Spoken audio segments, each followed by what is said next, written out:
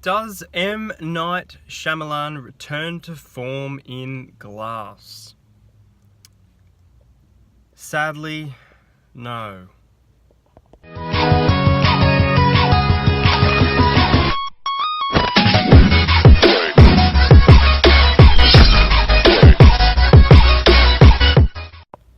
Welcome to my spoiler-filled review of Glass. I enjoyed the first half of this film, and it really got sloppy.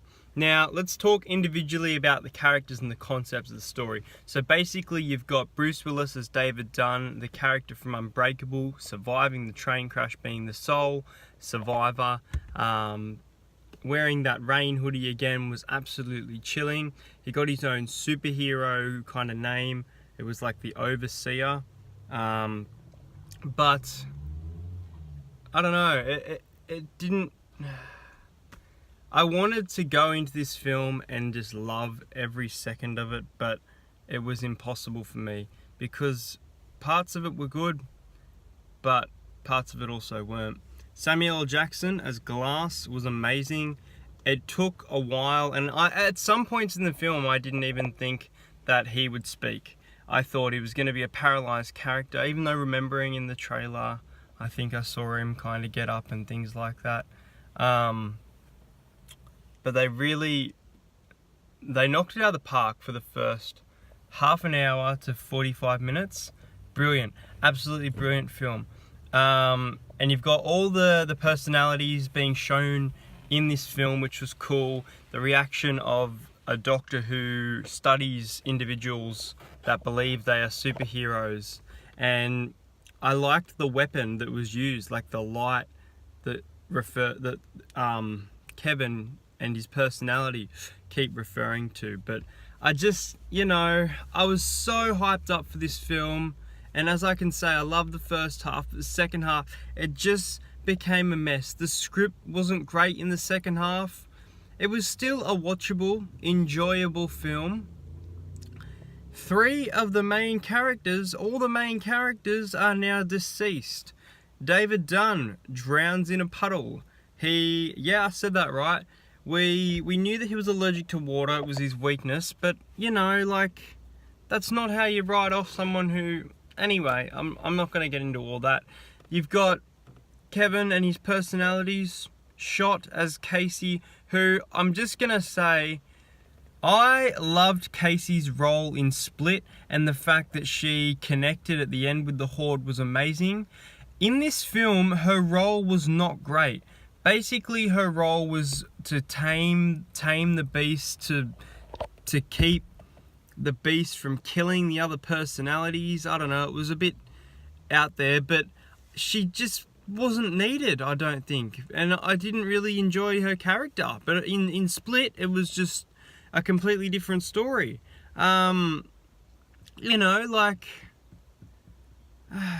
It's disappointing. It really is.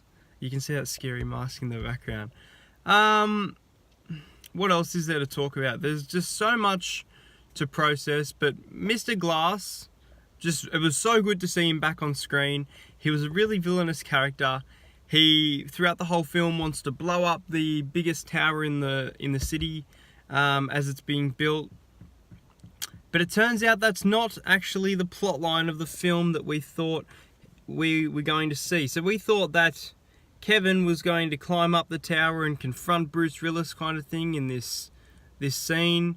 That scene never comes. As soon as they get outside the mental hospital, pretty much there's a showdown and all these deaths. And in the end, Mr. Glass, even though he dies, it is his goal to show the world that there are people like them alive. And he does make that happen with David Dunn's son, and you've got Casey, and you've got Mr. Glass's mother, all sharing around footage at a train station, which is very fitting because it's where Unbreakable all began. I loved the titles. The titles in this film really felt like Unbreakable, and the fact that there was glass was just awesome. Same with the end titles, they had glass. Now, I didn't stick around after the credits, so I don't think there was a post-credit scene, but This film tried to set up its own kind of dark, you know, universe. I guess you can say Marvel Cinematic, but more of a dark universe. Basically, the Doctor's role, who I don't know, I didn't really get invested in her character too much, but her role was to make individuals who are superheroes or supervillains seem that they're not, and they're based on personality. Now, at the end, it was revealed that there was this whole cult, which I found it messy. As soon as they stepped out of that mental hospital, this film for me started to lose it, which is so disappointing. But basically, she says she'll go to other cities and she'll do this. This is her destiny kind of thing. Like, their destiny was to fight crime and kill and, you know. But it was cool because there were a couple little reveals in the film that connected and tied back to other films. So Kevin Wendell Crumb, the main personality for Split, his father was actually killed on Bruce Willis's train. Now, this is a really cool reveal, and I enjoyed this. As much as these scenes were messy, I enjoyed it. The fight scenes between Bruce Willis and the Horde were great. Mr. Glass was a good villain, and we got a little bit of a backstory as well, which was kind of cool. That scene in the carnival was quite chilling, and it really made you feel for him. I can't believe that he's broken his bones 96 times. That when he said that moment, I thought, fuck. But yeah, guys, Unbreakable for me is the standout film. It's the best. That ending, just amazing. Split was a good film, and Glass, it just failed to meet the expectations, which is annoying. So I don't think M. Night Shyamalan did return to form. I've probably missed so much in this review, but there's really just so much to talk about. But it was good to see Bruce Willis again. We won't be seeing them again because they all passed. And Mr. Glass died from, I forgot to say, from the Beast basically fracturing his bones. He kind of not hurt him, and his wheelchair rolls forward at quite a decent speed that he falls out of it and basically dies. Yeah, so we're saying goodbye to some beloved characters. It's the end of that trilogy, but it looks like there could be its own universe of films. Anyway, guys, I've got to head to work, but I hope you guys enjoyed this video. Go check the film out. Here is my overall score. 7.5. I can only give Glass a 7.5.